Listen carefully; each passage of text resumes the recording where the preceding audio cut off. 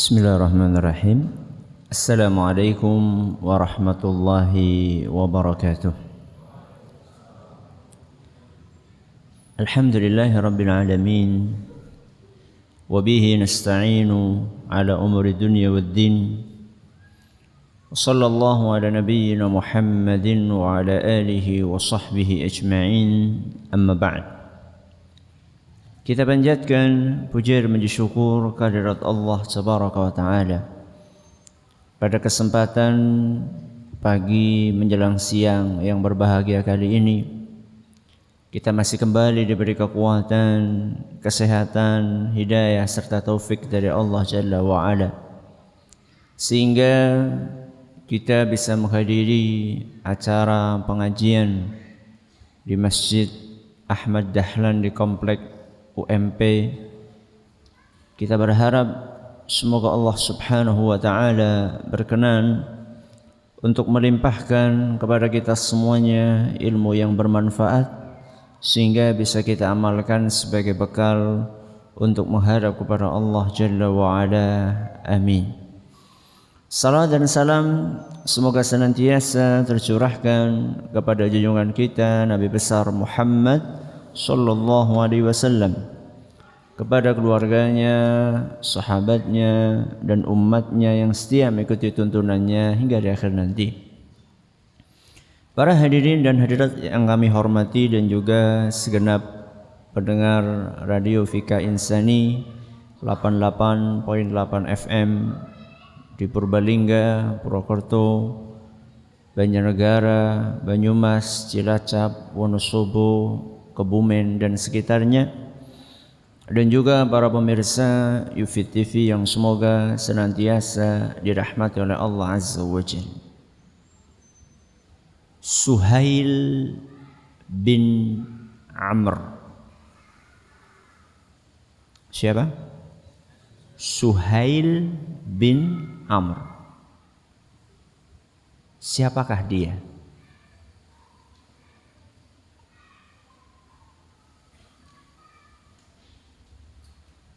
Ini pertanyaan.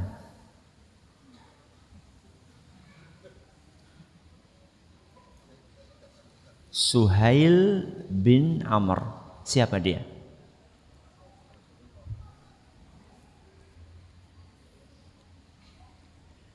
Lionel Messi, siapa dia? Pemain bola di klub Barcelona. Enggak tahu. Alhamdulillah. Lionel Messi lagi. Siapa tadi nama yang pertama? Suhail bin Amr. Siapa dia? Siapa? Sahabat Rasul sallallahu alaihi wasallam. Lebih sering dengar namanya Messi apa Suhail? Masya Allah.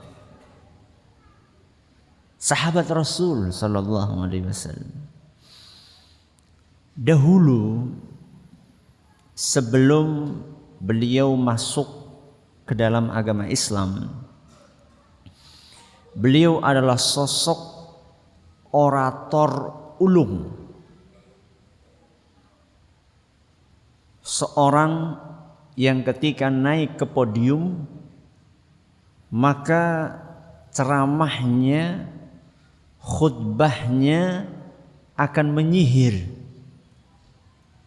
para pendengar yang ada di hadapannya. Namun sesuatu yang sangat disayangkan, kepiawaian dia dalam berorasi, dia manfaatkan untuk memprovokasi penduduk Mekah guna menghabisi Islam dan Nabi kita Muhammad sallallahu alaihi wasallam dan segenap kaum muslimin. Dan tentu inilah sebuah dosa yang sangat besar ketika keahlian seseorang digunakan untuk memerangi Islam. Allah takdirkan ketika perang Badar. Perang apa? Badar. Beliau tertangkap menjadi tawanan kaum muslimin dalam kondisi tidak berdaya. Umar ibn al-Khattab tahu? Alhamdulillah. Siapa? Sahabat Rasul SAW. Umar ibn al-Khattab minta izin kepada Nabi kita Muhammad SAW. Untuk apa? Kata beliau, da'ni anzi'u thaniyatayhi ya Rasulullah. Wahai Rasul, biarkan aku, izinkan aku untuk merontokkan gigi-giginya Suhail. Minta izin untuk menghancurkan giginya Suhail. Kenapa? Fala yaqumu 'alaika khatiban abada. Supaya setelah hari ini dia tidak akan lagi bisa berorasi untuk menyerang dan memprovokasi manusia untuk memusuhimu wahai Muhammad, wahai Rasul sallallahu alaihi wasallam. Kalau orang sudah rontok giginya sulit untuk berbicara. Jangankan berorasi, berbicara saja sulit. Gak bisa sulit. Huruf-huruf yang di dalamnya ada permainan atau gabungan antara gigi dengan lidah akan kesulitan dia. Gak bisa ngomong sa lagi.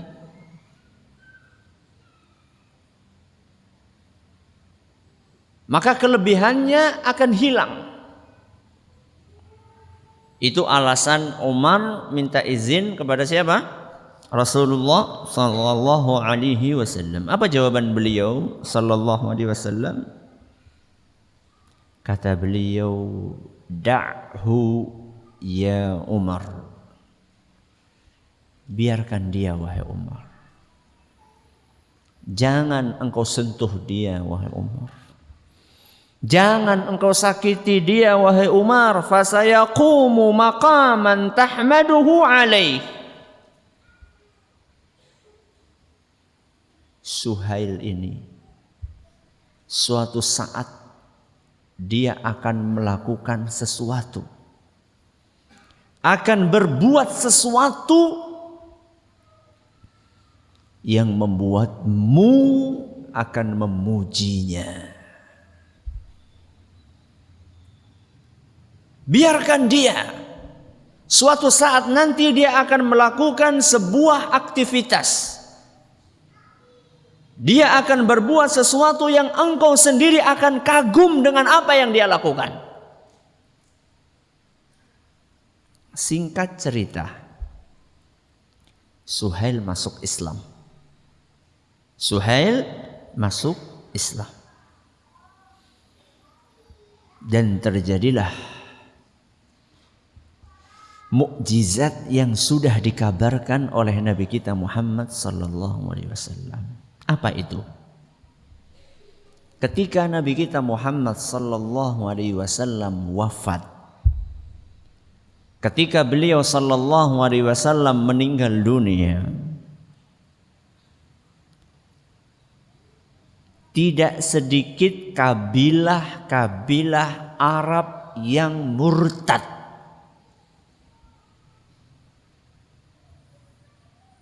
Apa murtad? Keluar dari Islam. Penduduk Mekah, kabilah Quraisy dan yang semisalnya, iman mereka mulai goyah. pengen ikut-ikutan murtad seperti kabilah-kabilah yang ada. Ketika iman penduduk Mekah mulai goyah, bangkitlah Suhail. Sudah masuk Islam? Sudah. Bangkitlah Suhail. Kemudian dia berdiri di depan pintu Ka'bah. Lalu dia berorasi. Giginya lengkap? Lengkap. Gigi asli, bukan gigi palsu. Gigi asli. Berdirilah dia di depan pintu Ka'bah. Kemudian dia berorasi, ya ahla Makkah, wahai penduduk Mekah, la takunu akhira man aslama wa awwala man irtadd.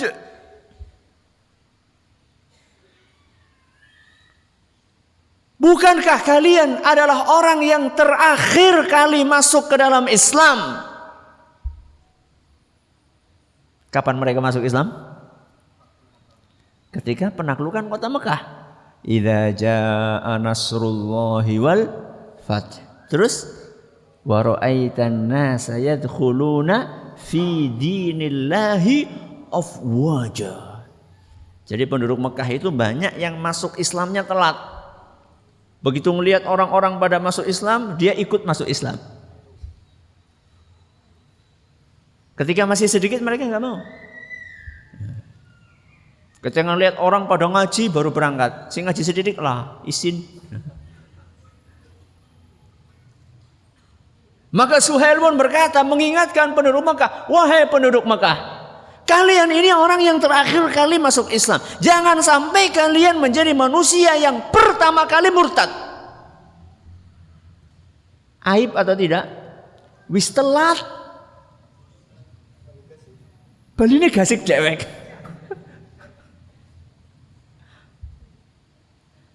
Masih mending ini Bali ya. Ini murtad. Keluar dari Islam. Sudah masuk Islamnya telat. Giliran murtad pertama kali murtad. Lalu Suhail pun melanjutkan orasinya. Man kana ya'budu Muhammadan fa inna Muhammadan qad mat. Barang siapa yang masuk Islam untuk menyembah Muhammad, Muhammad sudah meninggal.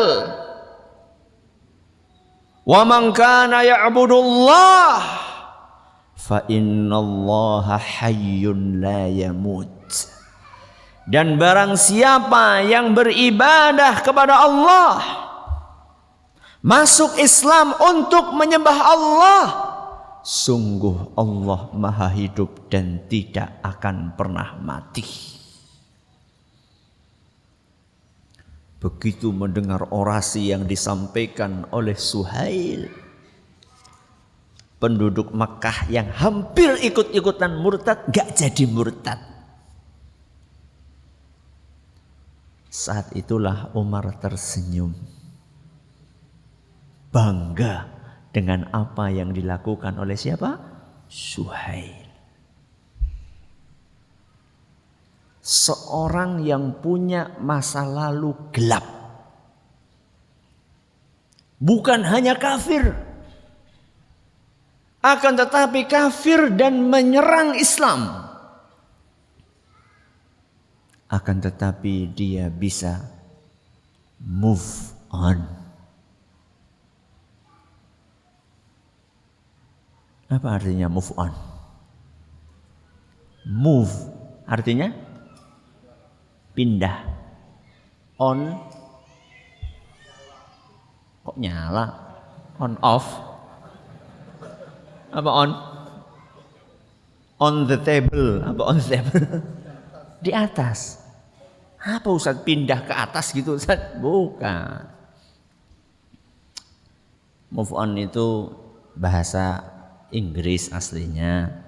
Kemudian di dalam bahasa kita digunakan untuk mengistilahkan berpindah dari satu kondisi ke kondisi yang lain.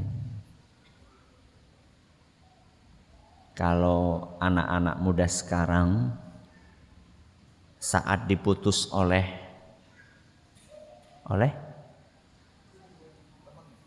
temannya, teman dekatnya. Kemudian dia galau, kemudian dia sedih, nggak bisa makan, nggak bisa tidur, nggak bisa bernafas, mati. Maka datang temannya dan mengatakan, bro, move on dong. Apa move on? Berpindah dari kegalauan menuju ketenangan. Jadi jangan sampai dia move on dong. Itu kan masih banyak yang lain. Bukan seperti itu maksudnya. Ya.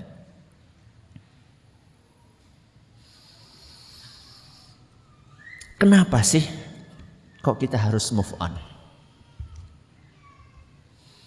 Orang boleh punya masa lalu yang kelam. Orang mungkin dia pernah melakukan dosa yang banyak.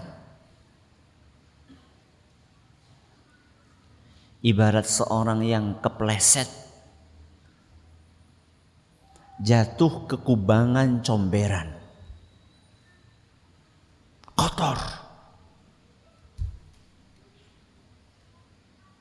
Apakah pantas seseorang yang terpleset jatuh ke kubangan lumpur disuruh bangun oleh tempatnya, lah wis kadung?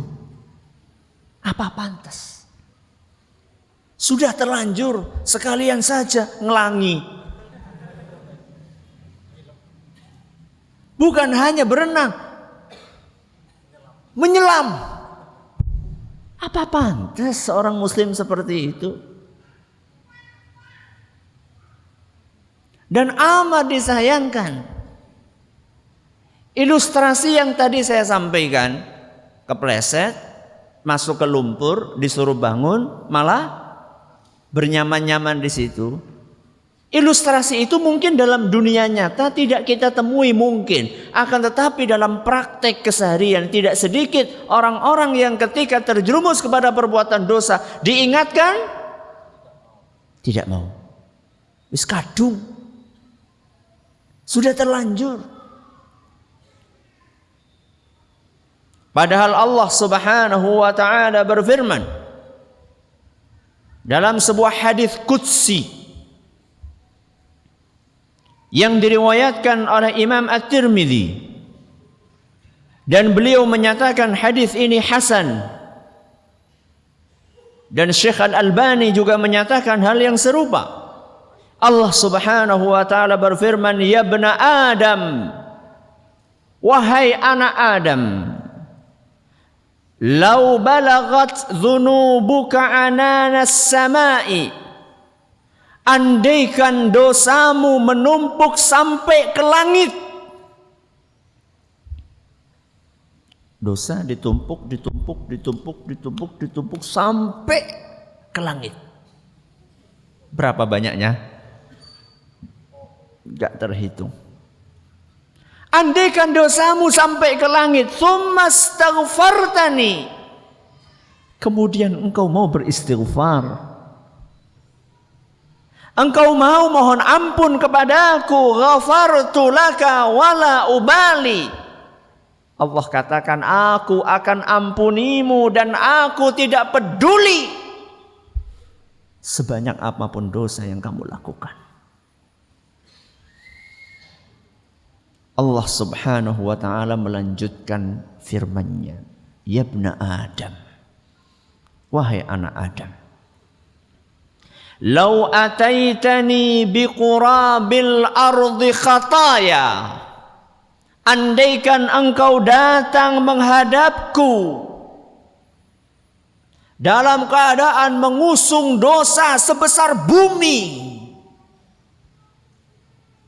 thumma laqitani la tusyriku bi syai'a, akan tetapi engkau datang dalam keadaan dari dosa-dosa itu tidak ada perbuatan syirik. Memang betul dosa-dosamu sebesar bumi, tapi dari tumpukan-tumpukan dosa itu tidak ada dosa syirik. la ataituka biqurabiha maghfirah. Maka aku, kata Allah, akan datang kepadamu dengan ampunan sebesar bumi juga. Kurang apa? Maka jangan mau terjebak dengan masa lalu yang kelam. Umar ibn Khattab, masa lalunya kelam atau tidak? Kelam. Siapa yang memakan Tuhannya kalau bukan Umar bin Khattab? Memakan apa? Tuhan. Kok Tuhan bisa dimakan? Gimana ceritanya? Jadi orang-orang musyrikin Quraisy itu kan hobi bikin patung. Bahan bikin patung itu kan macam-macam. Yang punya emas bikin pakai emas. Yang punya kayu bikin pakai kayu. Yang punya tembaga bikin pakai tembaga. Yang punya tepung roti bikinnya pakai tepung roti. Setelah itu disembah. Kencot.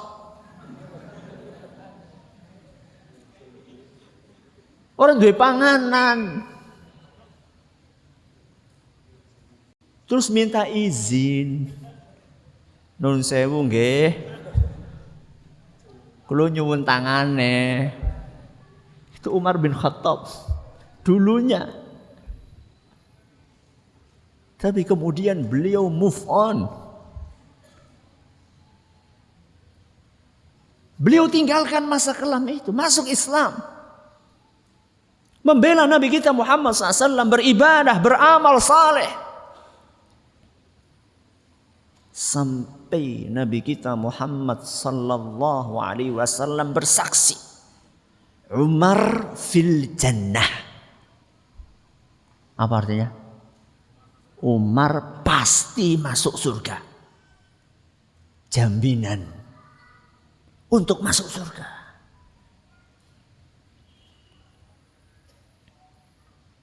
Terus apalagi alasannya kita tidak berhijrah? Itu istilah yang syar'i. Istilah yang syar'i. Jadi habis ini cek surat apa tadi? An-Nisa ayat 100. Allah Subhanahu wa taala berfirman, "Wa may yuhajir fi sabilillah." Barang siapa yang berhijrah di jalan Allah. Wa may yuhajir fi sabilillah, barang siapa yang berhijrah di jalan Allah, yajid fil ardi muraghaman katsiran wasa'ah. Maka dia akan mendapatkan di muka bumi ini tempat hijrah yang luas.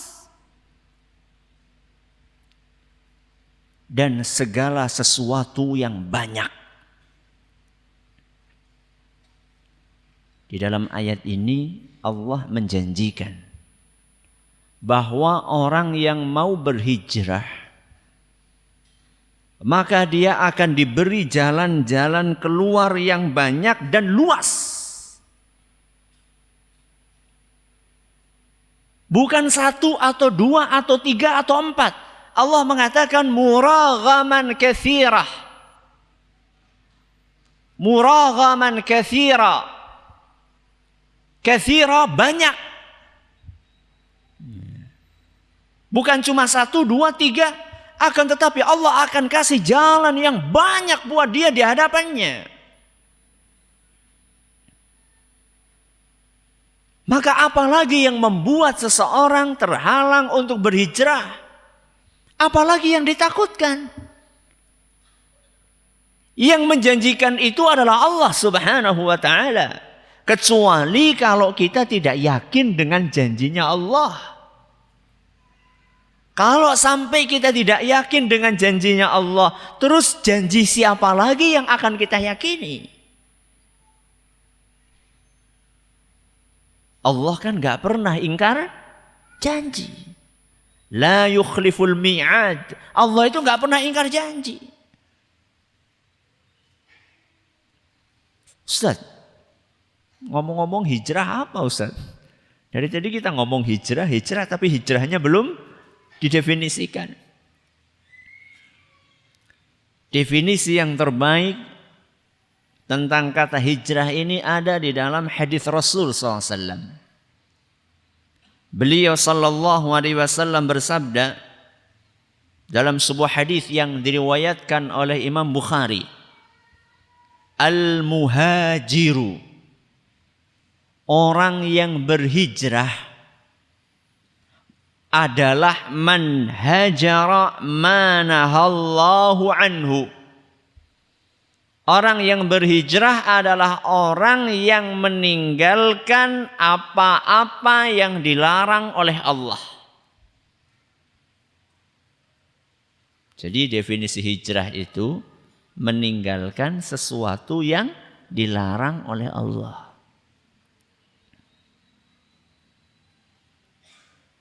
Bisa fisiknya yang meninggalkan, bisa pemahamannya, perilakunya yang meninggalkan.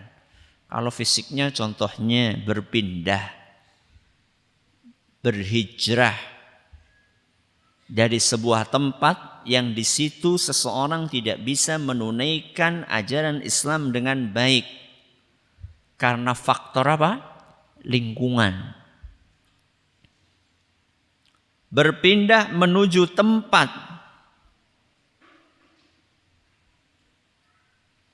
yang di situ dia bisa menunaikan ajaran Islam dengan baik. Contoh paling gampang kasusnya adalah hijrahnya kaum muslimin dari mana ke mana? Dari Mekah ke Madinah. Karena di Mekah mereka tidak bebas untuk menjalankan ajaran Islam. Justru malah di Mekah mereka ditindas, dipaksa untuk murtad, disiksa. Mereka butuh milieu baru. Mereka butuh tempat baru. Tempat yang mendukung mereka untuk beribadah dengan baik dan benar. Allah karuniakan kota Madinah. Fisiknya, tubuhnya mereka pindah. Ini adalah hijrah. Dan bisa juga hijrah itu perilaku. Orangnya tetap di situ, yang dia tinggalkan adalah perilaku-perilaku buruk. Perbuatan dosa, perbuatan maksiat, dan nanti kita akan kasih contoh-contohnya. Allah subhanahu wa ta'ala menghargai proses yang dilakukan oleh seorang hamba. Walaupun proses itu belum selesai. Kadang-kadang ketika seorang sudah memiliki kebiasaan buruk dan sudah bertahun-tahun dia lakukan untuk meninggalkan, sulit 1 hari 2 hari. Karena kebiasaan buruk itu tidak seperti membalik telapak tangan. Sudah tahunan dia lakukan, dia akan tinggalkan. Dia bertahan, bertahap, berusaha untuk meninggalkan. Ternyata belum selesai tahapan tersebut, lalu dia dicabut nyawanya oleh Allah. Dapat pahala? Dapat pahala? Dapat. Ayat tentang hijrah tadi surat apa? An-Nisa ayat 100. Allah lanjutkan firman-Nya. Wa may yakhruj min baitihi muhajiran ila Allah wa rasulih. Barang siapa yang keluar dari rumahnya dalam rangka untuk berhijrah karena Allah dan karena Rasul-Nya. Berarti syarat hijrah itu harus karena Allah alias ikhlas. Masya Allah, antum sekarang jadi kelihatan ngaji rutin. Iya, ana tertarik tuh sama akhwat yang itu. Ini berarti bukan lillah, tapi lil akhwat. Barang siapa yang hijrah, keluar dari rumahnya hijrah karena Allah dan Rasulnya, thumma yudrikhul mautu, belum sampai ke tempat yang dia tuju, mati duluan. Ajal datang menjemput, faqad waqa'a ajruhu 'ala Allah. Pahalanya sudah dijamin oleh Allah Subhanahu wa taala. Pahala sempurna. Padahal baru di separuh jalan. Baru proses. Tapi Allah menghargai azam. Apa azam? Niat kuat. Allah menghargai usaha. Allah menghargai start kita untuk berhijrah. Jadi yang penting mulai. Jangan nanti. Ya. Mas mau mulai sholat kapan? Insya Allah nanti kalau sudah kuliah. Begitu kuliah, loh mas kok belum sholat juga? Nunggu skripsi. Wis rampung skripsi nek, lho mas dereng sholat nunggu wisuda.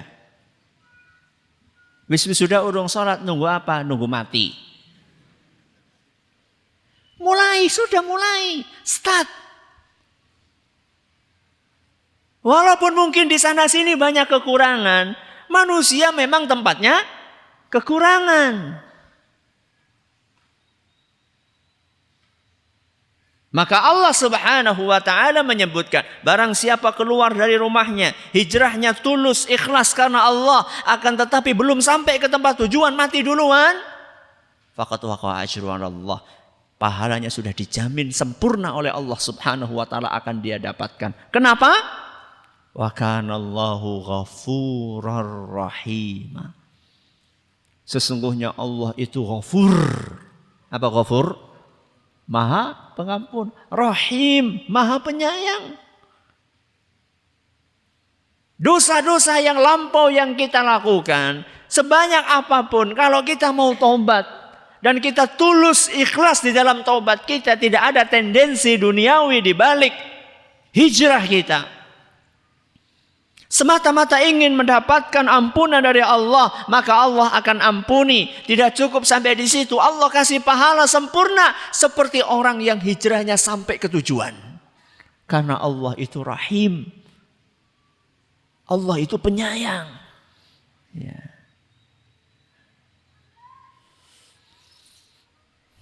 Apa tadi hijrah definisinya? Meninggalkan hal-hal yang dilarang oleh Allah. Apa yang dilarang oleh Allah? Puncak larangan Allah adalah kekufuran dan kesyirikan. Itu puncaknya. Maka orang yang pengen hijrah, prioritas pertama dia yang harus ditinggalkan adalah kesyirikan dan kekufuran. Kesyirikan dan kekufuran ini macam-macam variannya. Ada yang bentuknya perbuatan, ada yang bentuknya pemahaman, ada yang bentuknya perkataan. Ada yang kelihatan, ada yang enggak kelihatan. Ada syirik khafi, ada syirik jali. Ada syirik yang enggak kelihatan, ada syirik yang kelihatan. Kekufuran juga sama. Ada kekufuran yang kelihatan, ada kekufuran yang tidak kelihatan. Kekufuran pemahaman, kekufuran pemikiran, kekufuran keyakinan.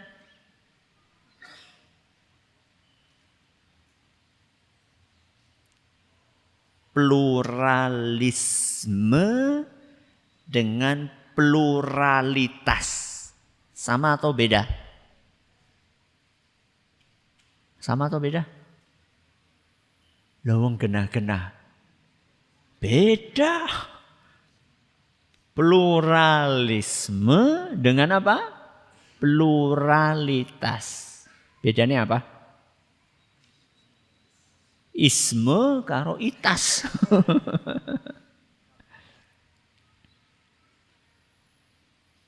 Sebagian orang itu nggak bisa bedain antara pluralisme dengan pluralitas. Allah kan jadikan kita memang berbeda-beda. Sudah dari sononya. Ada laki-laki, ada perempuan. Ada jantan, ada betina. Ada hitam, ada putih. Itu sudah realita, betul Mas. Itu namanya pluralitas. Dan itu harus kita hargai.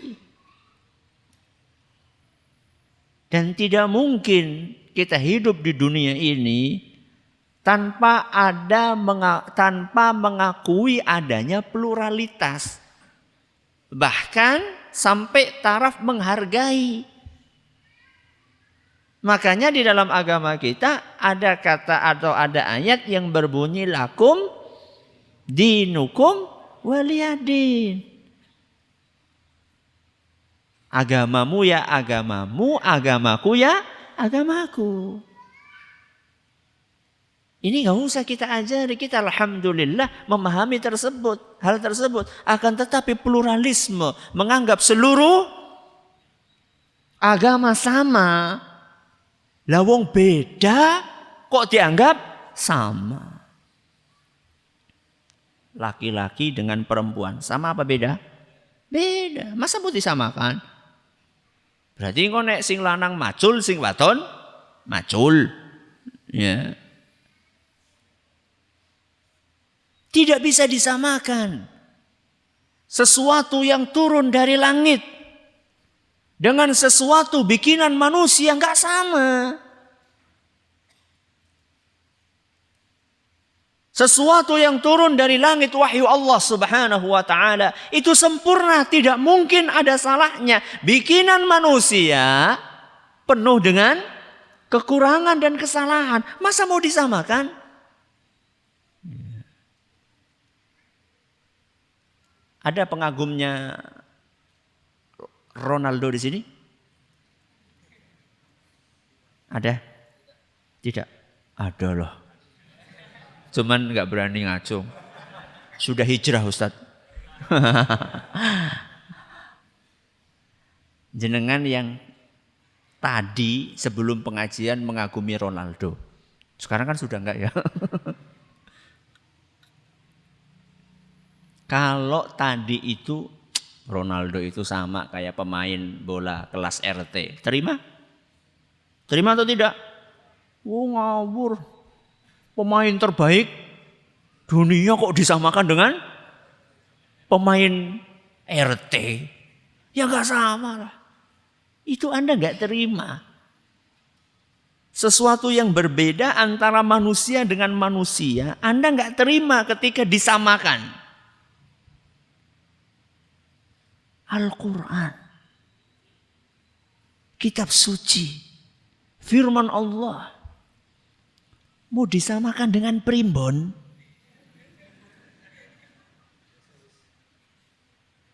Ini bikinan manusia. Yang ini wahyu dari Allah subhanahu wa ta'ala. Gak logis. Ya. Sesuatu yang beda itu jangan disamakan.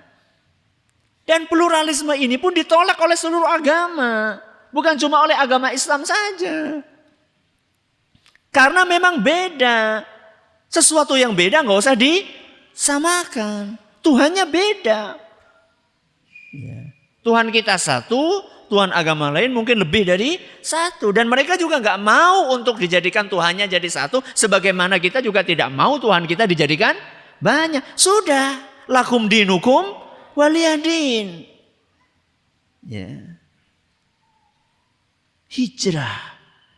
Tinggalkan pemahaman-pemahaman yang tidak sesuai dengan Islam.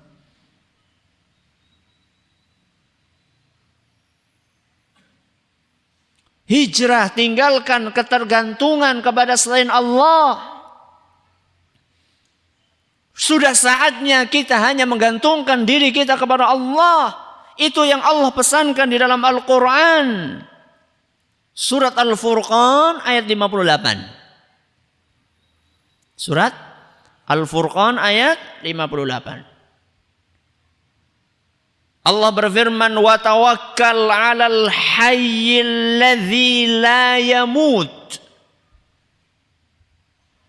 Bertawakallah kepada Al-Hayy. Al-Hayy apa artinya? Yang maha hidup. Siapa yang dimaksud? Allah Subhanahu wa ta'ala.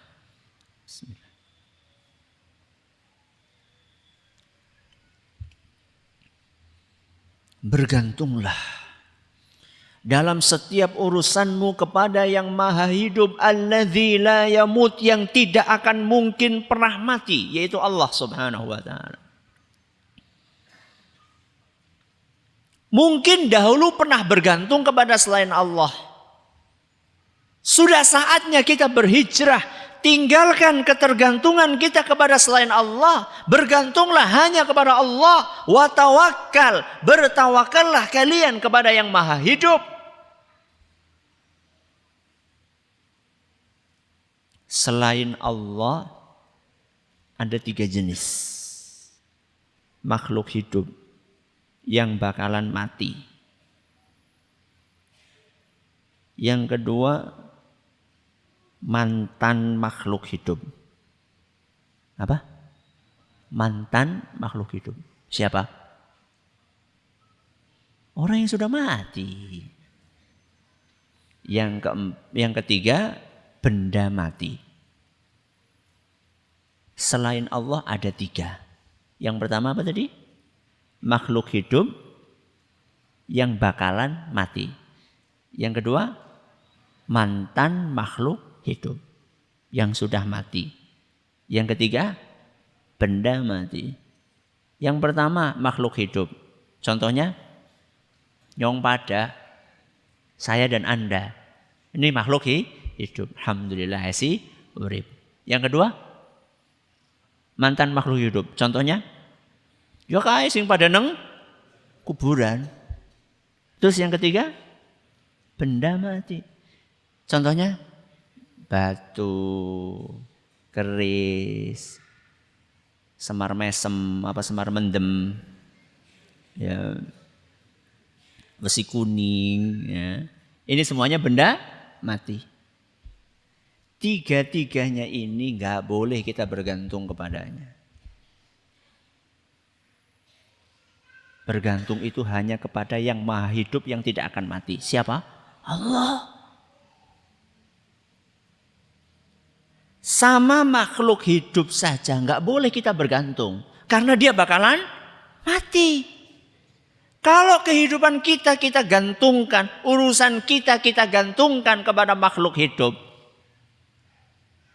Nanti ketika dia mati, kita cari siapa? Cari yang lain lagi. Mati lagi, cari yang lain lagi. Mati lagi, cari yang lain lagi. Capek.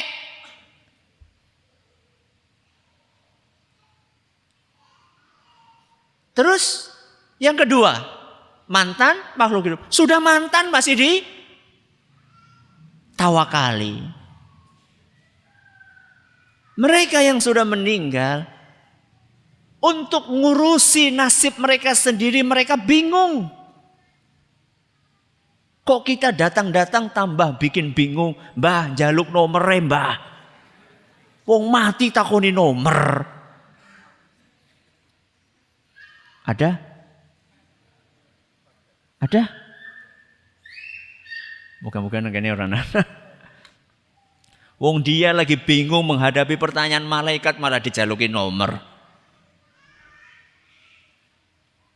Kalau makhluk hidup nggak pantas untuk kita tawakali. Mantan makhluk hidup nggak pantas, apalagi benda mati. Benda mati, ra bisa ngomong, ra bisa bergerak, nggak bisa melihat, kita sendiri yang menggerakkan. Ustad bisa ke Ustad, kerise ke Ustad bisa apa? Bisa ngadeg dewek. Ini saya nggak bisa. Jadi wong gue aja gumunan. Cuma ngelihat ada keris bisa berdiri, gumun. Ya. Ana wong mendem, gumun. Ana wong mangan beling, gumun. Ana wong dibacok ora apa-apa, gumun. Ya Allah, menungsa kok gumunan temen. Gak ada yang aneh. Gumun itu sama orang yang rajin sholat, istiqomah, ya, rajin beribadah kepada Allah, ngaji, masya Allah rajin, nggak hujan, nggak panas, gumun, masya Allah bisa istiqomah. Tinggalkan larangan Allah. Apakah larangan Allah cuma akidah, pemahaman, keyakinan? Tidak, termasuk perilaku. Ya. Tinggalkan hubungan terlarang. Tinggalkan hubungan terlarang. Apa itu hubungan terlarang? Pacaran. Kalau pengen pacaran, saya kasih tahu ya, pacaran yang nikmat banget. Mau nggak? Mau nggak? Ustadz, pacaran nikmat itu apa? Siji, pacaran sing halal. Loro, pacaran sing ana pahalane. Telu, pacaran sing tenang, nyaman, ora dioyok-oyok wong tua. Apa maning Satpol PP? Itu pacaran yang nikmat. Bagaimana Ustadz bisa mendapatkan pacaran yang nikmat? Bojo. Nikah. Pacaran setelah menikah. Halal. Orang perlu celinguk. Ya. Berpahala. Nabi SAW mengatakan, wa fi bud'i ahadikum sadaqah. Kalian melakukan hubungan biologis suami istri itu seperti sedekah. Seperti apa? Sedekah.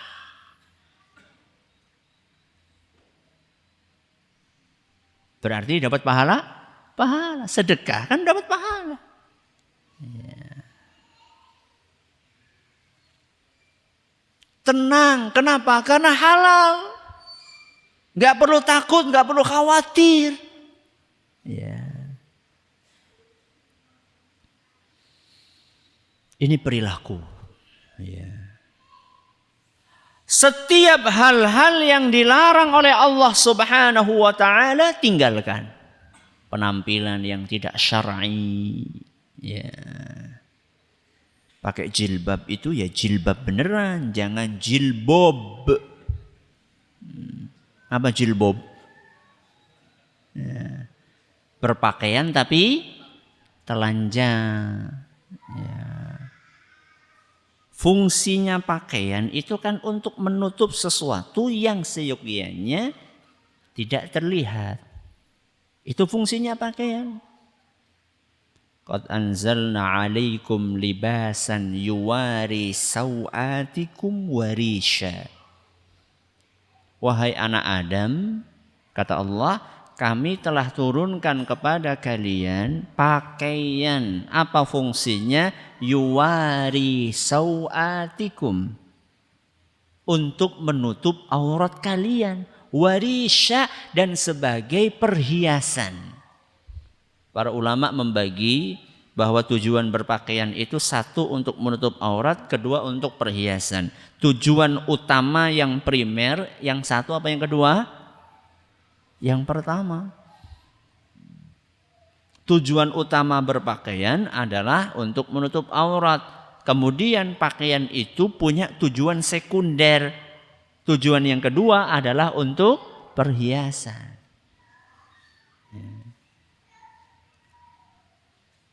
Kalau tujuan utamanya adalah untuk menutup aurat, berarti pakaian yang menonjolkan aurat itu berarti pakaian yang tidak sesuai dengan tujuan utamanya.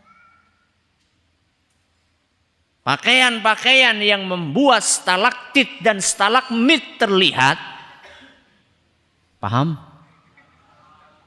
Itu kan pelajaran SD. Ini salah satu pelajaran SD yang masih saya ingat, itu stalaktit sama stalagmit. Pakaian yang menonjolkan stalaktit dan stalagmit ini enggak sesuai dengan tujuan primer berpakaian. Kenapa? Karena membuat orang semakin penasaran. Wah, orang dikelambin dikelambin kayak ya. Akhirnya bikin orang penasaran. Setelah itu kemudian Victor, timbulan pikiran kotor. Ya. Maka hijrah, tinggalkan. Anda akan terhormat dengan pakaian yang syar'i.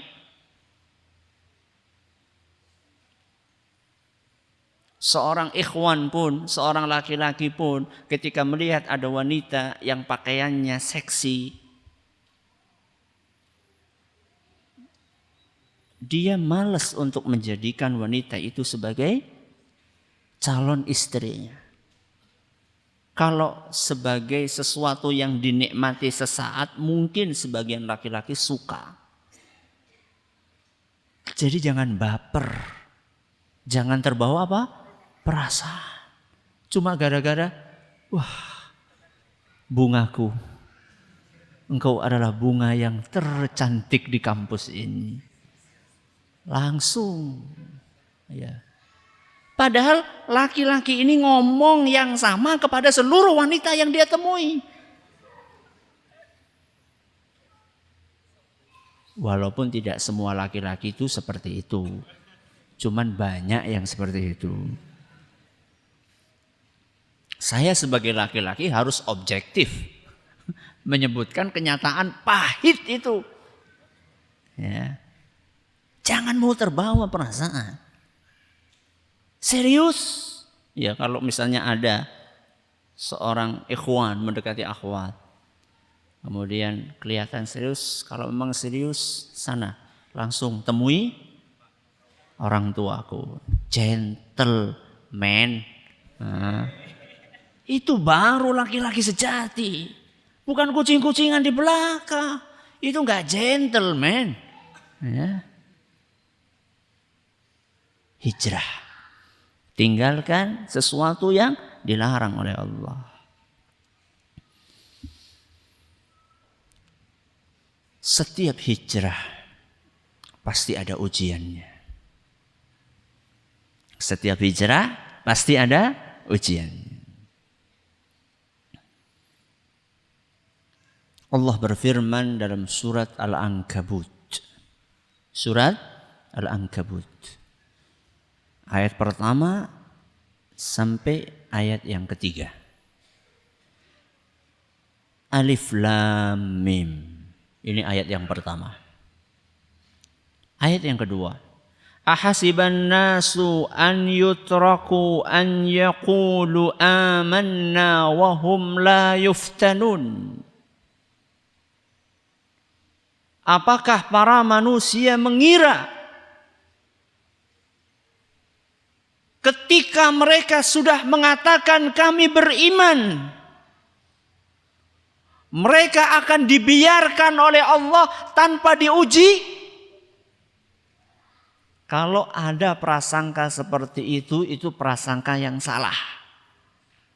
Ketika kita sudah berikrar bahwa kita beriman, ketika kita sudah memproklamirkan diri bahwa kita akan masuk ke dalam kafilah orang-orang yang berhijrah, maka Allah akan uji kita. Cuma kita aja Ustaz yang diuji, tidak. Walaqad fatanna alladzina min qablihim.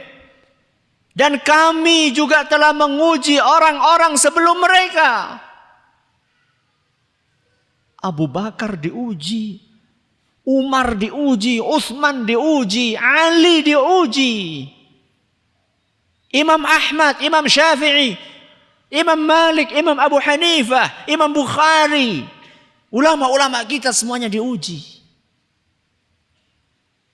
Terus ujian itu buat apa?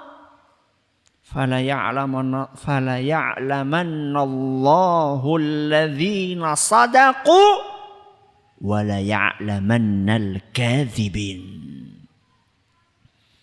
Tujuan dari ujian tersebut adalah untuk mengetahui orang-orang yang serius, orang-orang yang jujur, dari orang-orang yang main-mainan dan orang-orang yang bohong dan dusta dalam klaim keimanan dan hijrahnya. Jadi adanya cobaan-cobaan itu sebagai apa tadi? Ujian. Siapa yang lulus, siapa yang gagal. Jadi jangan dikira kalau bismillah saya tinggalkan riba. Katanya kalau meninggalkan sesuatu karena Allah, maka Allah akan kasih ganti yang terbaik. Dulu gaji saya ketika bekerja di sebuah lembaga riba, gaji saya sebulan 5 juta. Saya akan tinggalkan. Ditunggu sebulan. Jadi malah orang anak babar belas duit sing mlebu. Dipikir begitu hijrah, tinggalkan, langsung gajinya mundak pira? 10 juta. Tiduran cilok malah ora payu-payu. Akan diuji oleh Allah. Dan ujian itu ada yang enak, ada yang enggak enak. Wa nabluukum bisyarri wal khairi fitnah. Kami akan uji kalian dengan sesuatu yang enak dan yang tidak enak. Sesuatu yang baik dan sesuatu yang buruk. Ini semuanya bagian dari ujian. Sehingga jangan dipikir ketika kita hijrah, kemudian jalan itu akan lurus-lurus saja. Enggak, akan ada ujiannya. Dan kita sampaikan ini bukan dalam rangka untuk gembosi, tapi dalam rangka untuk mempersiapkan diri bahwa setelah kita berhijrah akan ada kerikil-kerikil tajam di jalan yang akan kita lewati. Akan ada jalan terjal yang harus kita daki. Supaya apa? Kita tahu itu semuanya sebelum kita melangkah, supaya kita siap. Kalau orang tahu bahwa jalan yang akan dititi adalah jalan yang jauh, maka dia akan persiapkan fisiknya. Dia tahu bahwasannya perjalanannya akan nanjak, maka dia siapkan pemanasan dulu, bawa air yang cukup, ya, pakai sepatu yang kira-kira gak gampang apa? Jebol, ya. Oh ini perjalanannya sampai 2 hari, sampai 3 hari. Persiapan apa? Baju ganti. Itu kalau kita tahu resiko yang akan kita hadapi. Maka orang-orang yang berhijrah, dia harus paham, dia harus tahu, dia harus yakin bahwa perjalanan hijrah ini bukan perjalanan di atas jalan yang bertabur bunga-bunga harum. Bukan. Bukan jalan yang akan digelarkan karpet merah dan dielu-elukan oleh orang banyak, bukan. Akan tapi ini adalah sebuah perjuangan yang membutuhkan pengorbanan, yang membutuhkan mental yang kuat.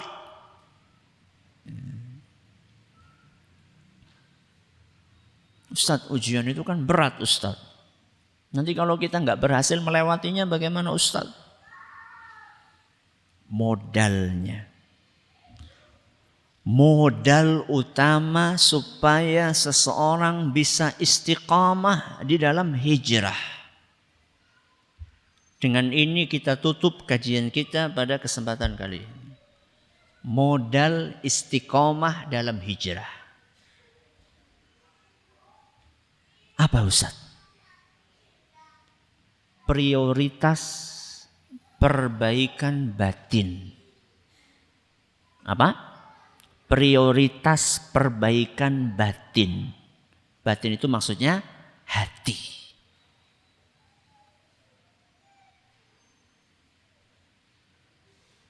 Inilah dengan izin Allah amunisi yang perlu kita bawa, yang perlu kita prioritaskan, kita pentingkan, kita dahulukan saat kita ingin berhijrah. Rasulullah sallallahu alaihi wasallam bersabda dalam sebuah hadis yang diriwayatkan oleh Imam Ahmad,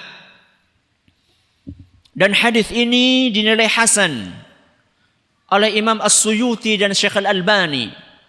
La yastaqimu imanu 'abdin hatta yastaqima qalbuh. Iman seorang hamba tidak akan mungkin bisa istiqamah. Seorang hamba tidak mungkin bisa konsisten di dalam amal salehnya, di dalam ibadahnya, di dalam sholatnya, di dalam puasanya, di dalam mengajinya, di dalam jihadnya. Hatta yastaqima qalbuh. Kecuali apabila hatinya istiqomah. Jadi semuanya itu berawal dari mana? Hati.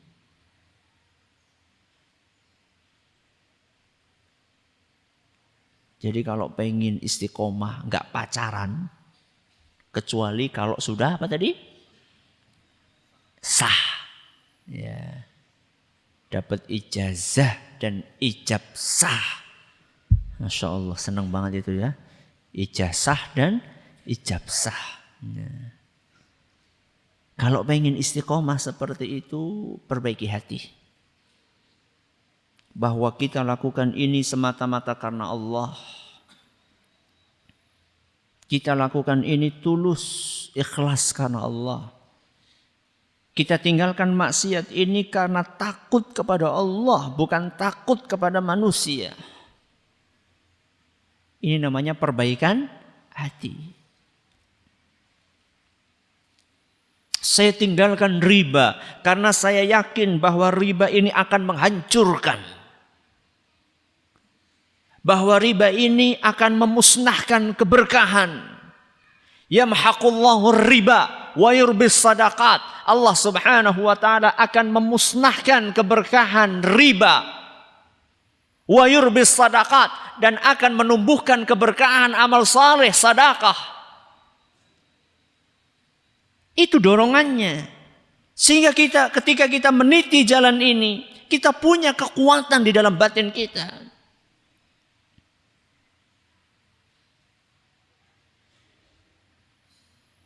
Saat kita tinggalkan pemikiran-pemikiran yang tidak sesuai dengan Islam, kita yakin bahwa pemikiran-pemikiran tersebut adalah pemikiran-pemikiran yang tidak akan pernah mendatangkan kebaikan. La yastawil khabithu wala tayyibu walau a'jabaka kathratul khabith.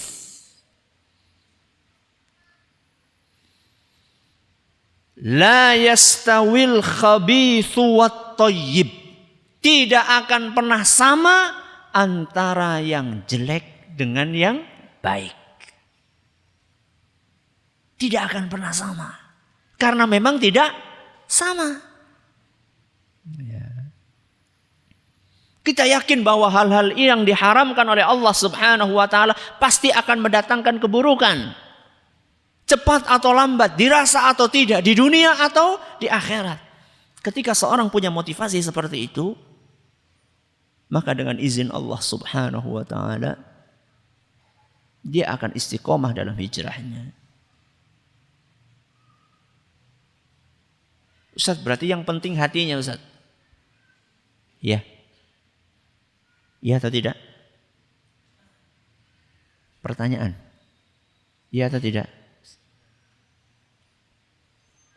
Yang penting hatinya. Enggak. Terus yang penting apa? Yang paling penting hatinya. Bukan berarti yang lain gak penting. Nanti kalau yang penting hatinya Ustaz, gak perlu pakai jilbab Ustaz. Yang penting hatinya Ustaz. Jilbabi hati dulu Ustaz. Jajal kepriwe tutorialnya gue. Menjilbabi hati gue tutorialnya kepriwe jajal. Ayatnya surat apa, ayat pira, hadisnya riwayat siapa. Ya. Justru perbaikan lahiriah itu adalah tanda batiniahnya baik.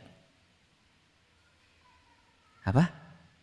Perbaikan lahiriah, perbaikan casing itu salah satu tanda bahwa dalemannya itu baik.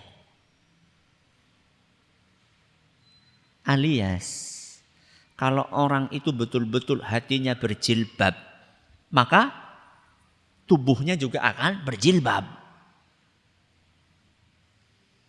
Rasulullah SAW bersabda, hadis yang sering sekali kita dengar, riwayat Bukhari dan Muslim, ala wa inna fil jasadi mudghah, ketahuilah bahwa di dalam tubuh ini ada segumpal daging.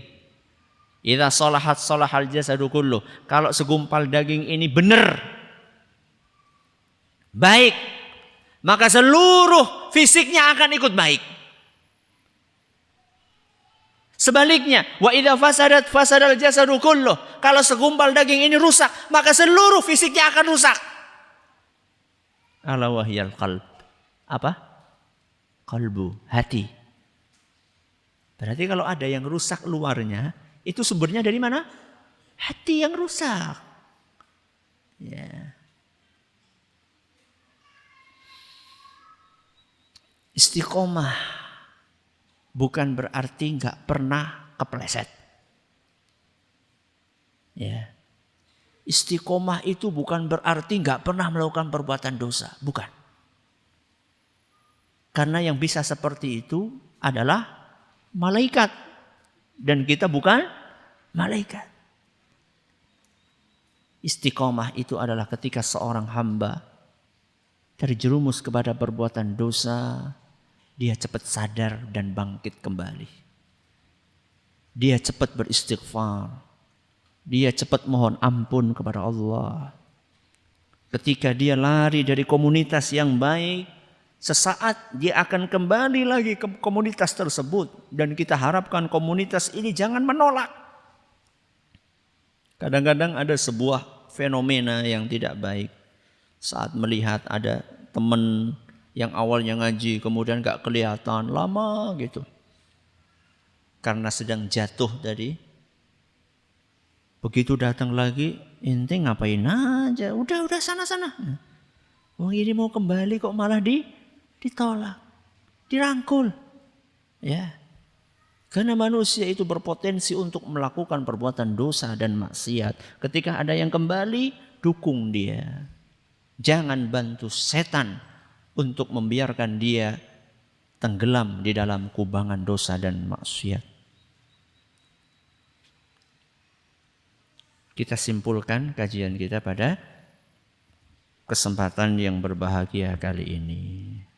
Pertama, definisi hijrah. Apa tadi? Meninggalkan hal-hal yang dilarang oleh Allah Subhanahu wa ta'ala. Setiap hijrah pasti ada ujian dan cobaan. Supaya kita bisa tetap istiqomah, bagaimana? Kita prioritaskan perbaikan hati batin kita. Lalu terakhir kita sampaikan bahwa istiqomah itu bukan berarti suci dari perbuatan dosa. Tapi orang yang istiqomah adalah orang yang segera bertaubat setelah dia melakukan perbuatan dosa. Ini adalah resume, ringkasan dari apa yang tadi kita sampaikan. Wallahu ta'ala a'la wa alam. Ada sesi tanya jawab atau tidak? Panitia?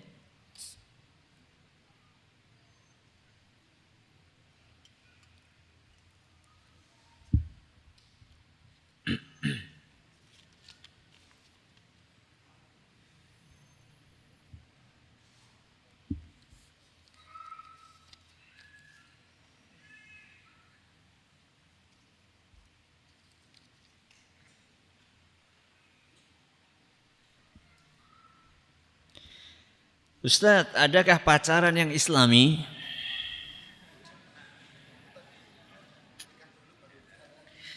Kalau pacarannya hanya sebatas status, apakah tetap berdosa? Kalau sudah terlanjur sayang sama pacar, bagaimana solusinya? Nikah. Itu sayang beneran itu.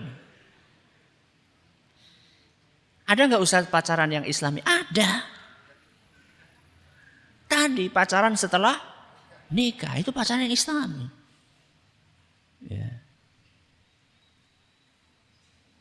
Sebagian orang mengira pacaran yang islami itu adalah pacaran yang ketika sapaannya adalah akhi, ukhti.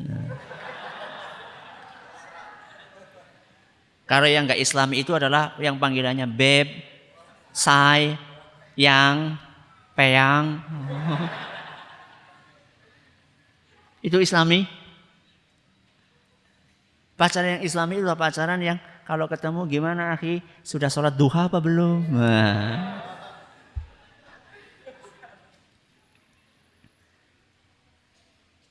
Ulama kita mengatakan,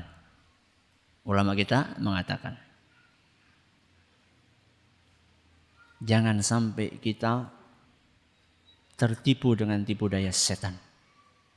Jangan sampai kita terjerat dengan tipu daya setan. Dengan dalih ingin berdakwah, akhirnya terjerumus kepada perbuatan maksiat. Bahkan sampai ulama kita mengatakan, sekalipun kamu ngaji. Ngajar apa? Ngaji, baca Quran. Yang ngajar ustadz, yang diajar akhwat. Hati-hati. Ya. Karena di situ akan ada, coba makhraj hurufnya bukan seperti itu. Ba, nah, coba bibirnya gimana? Aduh.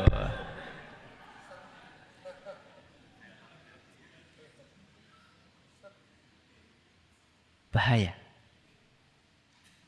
Dan sudah banyak buktinya. Seakan-akan ingin berdakwah, akhirnya terjerumus kepada perbuatan zina. Zina beneran, bukan hanya zina mata. Zina beneran. Makanya hati-hati. Ya.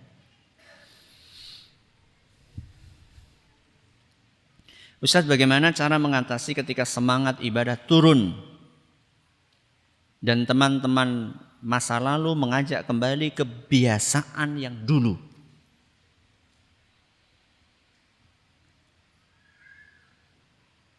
Serigala akan memakan domba yang sendirian, yang lepas dari apa? Rombongannya. Itu yang akan dimangsa oleh serigala. Maka bagaimana caranya supaya tidak dimangsa oleh serigala?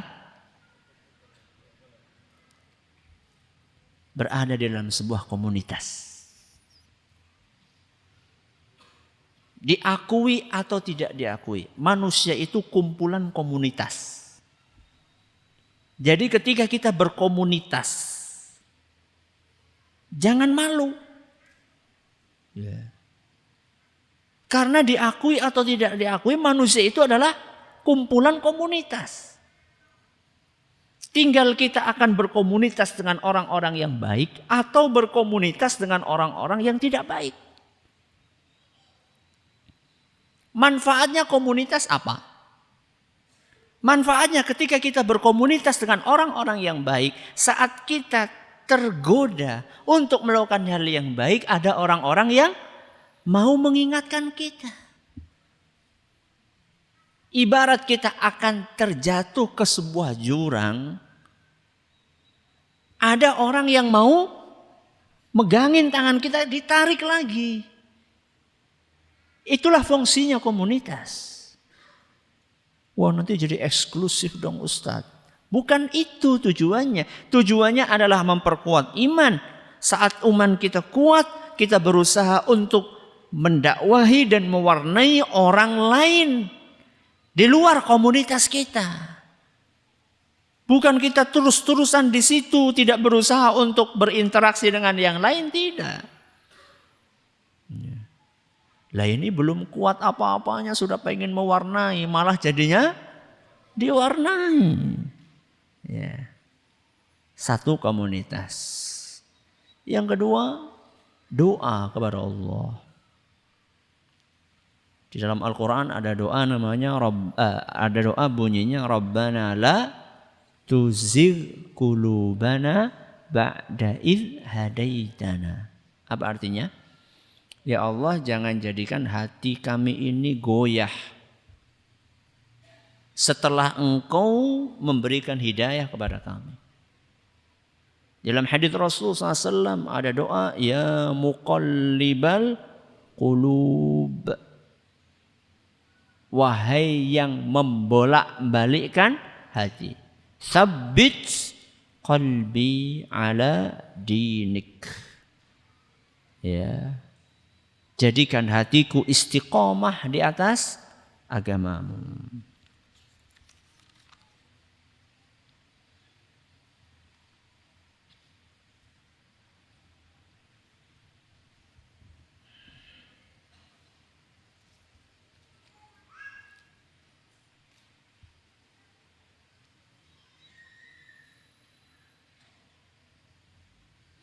Ustadz, larangan yang berat adalah ghibah.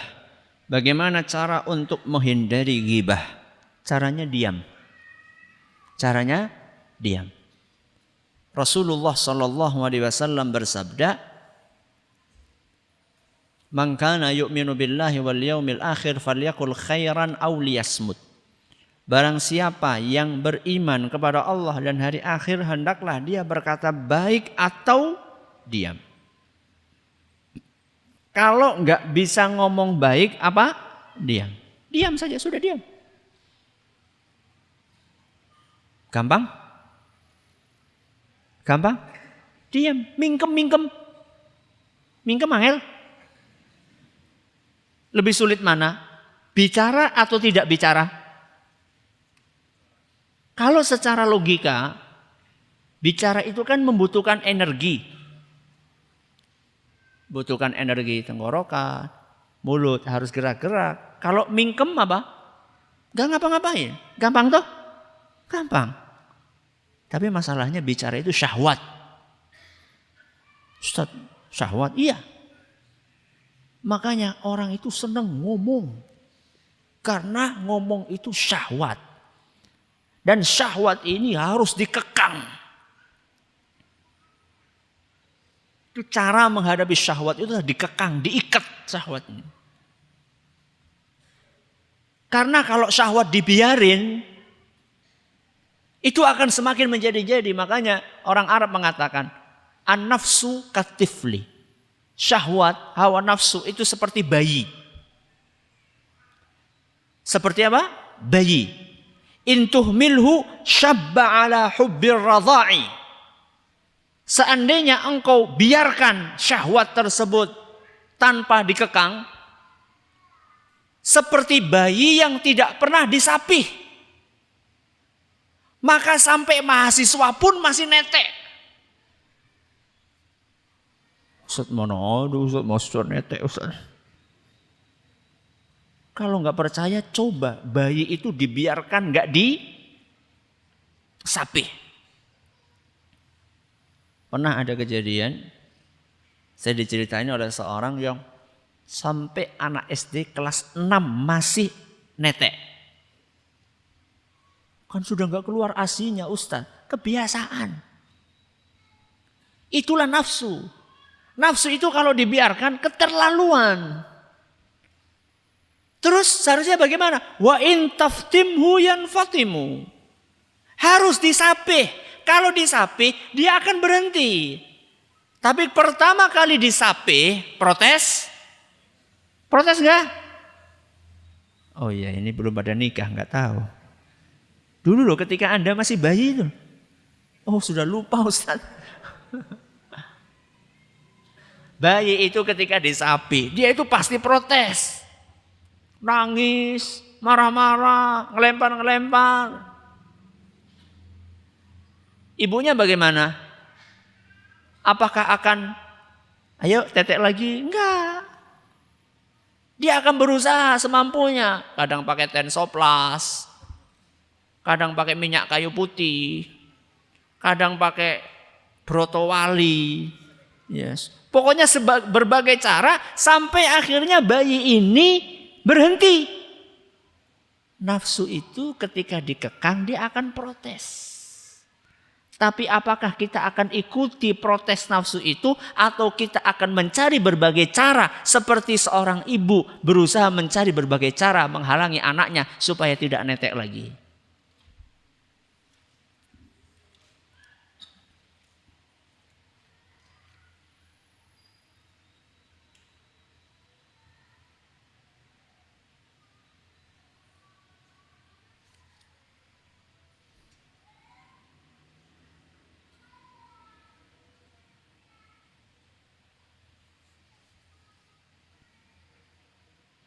Ustadz, bagaimana agar kita bisa membawa hijrah kedua orang tua kita yang belum taat kepada Allah Subhanahu wa ta'ala? Perpaduan antara akhlak dengan doa. Perpaduan antara akhlak mulia dengan doa. Orang yang sudah hijrah itu harus kelihatan efeknya dalam perilaku kesehariannya. Dia harus lebih sopan. Dia harus lebih lembut. Dia harus lebih taat, dia harus lebih patuh kepada orang tuanya. Kalau perlu tidak cukup dia hanya sekedar mencuci bajunya sendiri. Kalau perlu dia cucikan baju orang tuanya. Begitu dia hijrah pulang ke rumah, kotor, dia yang nyapu, ngepel. Kalau perlu masak. Orang tua sakit dipijat. Orang tua berbicara mendengarkan dengan sopan, bukan sibuk dengan gadgetnya. Ada orang yang ngobrol dengan orang tuanya sibuk dengan gadget? Banyak. Inikah akhlak ikhwan dan akhwat yang hijrah? Bukan. Ya. Ketika seseorang dia berakhlak mulia di hadapan orang tuanya, maka dengan izin Allah Subhanahu wa ta'ala orang tuanya akan tertarik. Ketika tertarik dengan izin Allah Subhanahu wa ta'ala orang tuanya akan bertanya, "Nak, kamu ngaji di mana, Nak? Masya Allah, kok kamu setelah ngaji tambah baik? Tolong dong, Bapak diajak ikut ngaji ke sana." Bukan pulang-pulang langsung, "Pak, nggak boleh, haram, syirik, bid'ah, khurafat."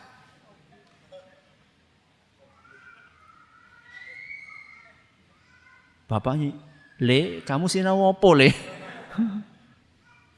Bertahap, semuanya butuh tahapan. Mereka ingin sesuatu yang real, yang kelihatan. Apa yang kelihatan? Akhlak. Terus doa kepada Allah. Allahumma hdi abi, Allahumma hdi ummi. Ya Allah, berilah hidayah kepada bapakku. Ya Allah, berilah hidayah kepada ibuku. Dengan izin Allah, hati mereka akan terbuka.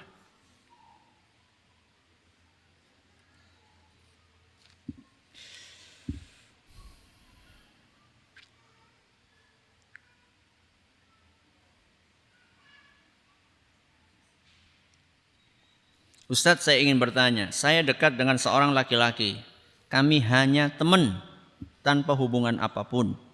Tapi kedekatan kami ini saya rasa sudah sangat tidak wajar. Kok teman? Saya takut jika nanti ada rasa yang salah muncul di hati saya. Maka dari itu bagaimana caranya agar saya dapat menjaga hati saya dan cara saya menjelaskan kepadanya bahwa kedekatan kita salah. Katakan kepada dia, ini salah.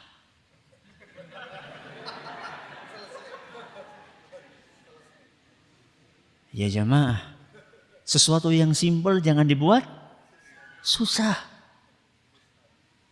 Ustadz kan laki-laki, kami itu wanita Ustadz, sulit untuk ngomong, SMS.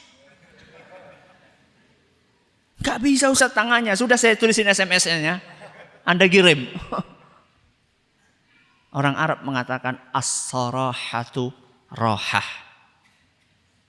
As-sarahatu rohah. Terus terang, itu enjoy. Apa? Terus terang, itu enjoy. Katakan tidak ketika Anda ingin mengatakan tidak.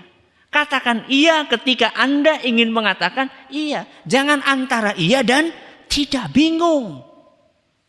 Iya apa ora? Lanjut apa ora lanjut? Terus apa ora terus? Putus. Selesai. Kok putus? Gimana dong? Anda serius? Pergi. Kemana? Datang langsung ke bapakku, gentleman. Ya. Mudah-mudahan dua-duanya ngaji saat ini.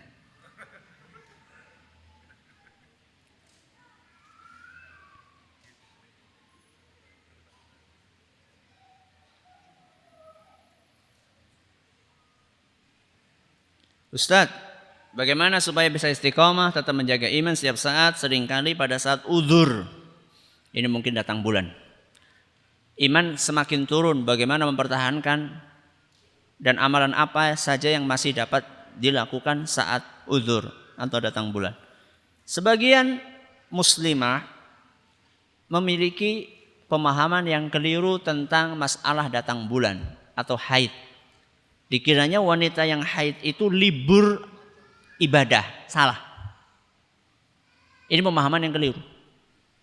Wanita yang sedang datang bulan itu hanya tidak boleh melakukan beberapa ibadah, yaitu salat, puasa,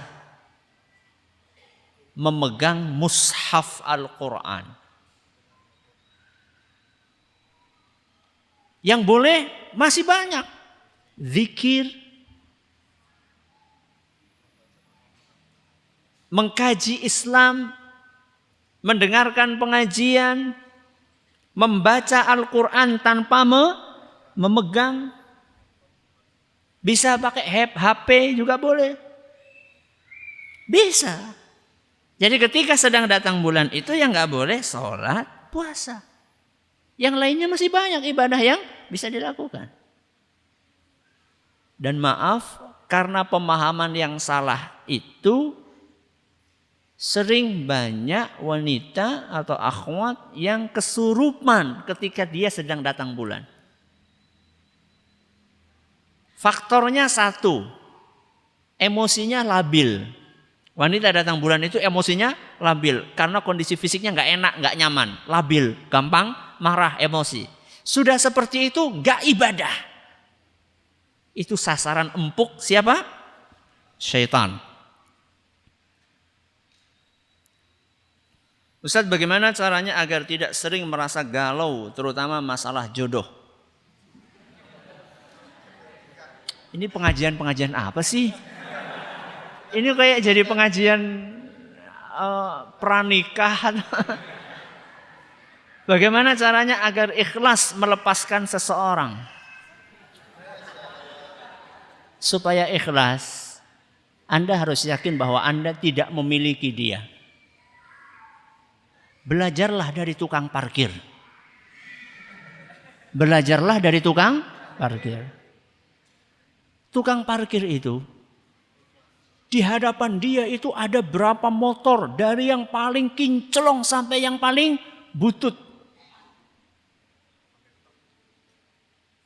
Dari mobil yang paling mewah sampai yang agak rongsok.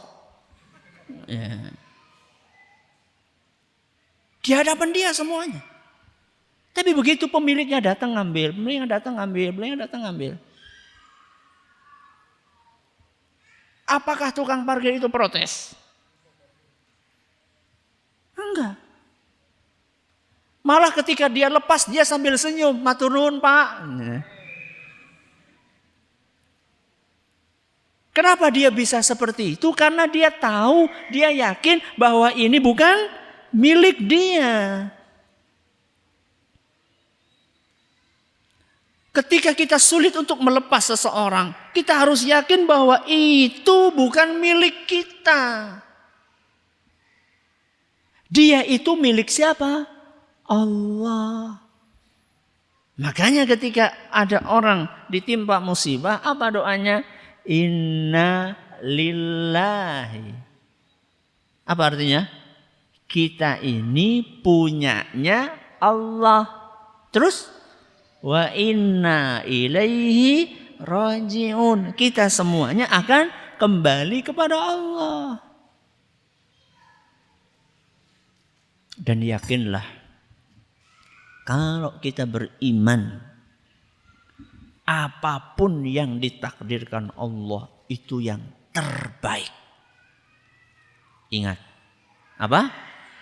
Kalau kita beriman, apapun yang ditakdirkan Allah itu yang terbaik. Maka ketika lepas seseorang yang dulu kita perkirakan akan menjadi pasangan kita, enjoy aja. Allah akan kasih yang lebih baik dari dia. Makanya Ummu Salamah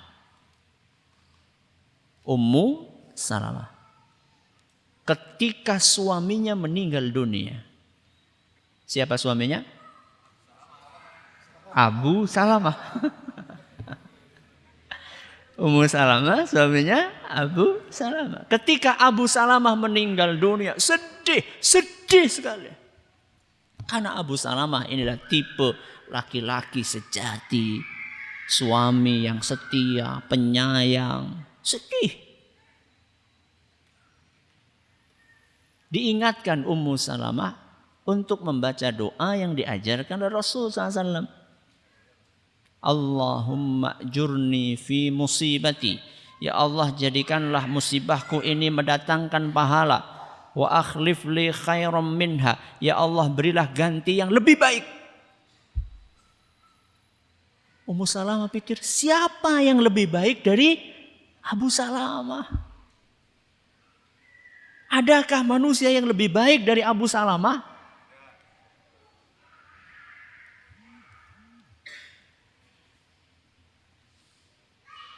Tapi wanita tersebut, Ummu Salamah, tetap baca doa itu.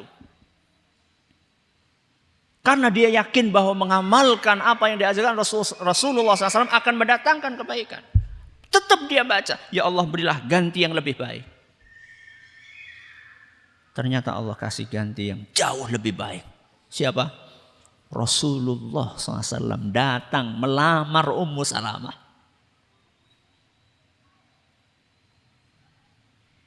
Kalau orang beriman akan dikasih yang terbaik oleh siapa?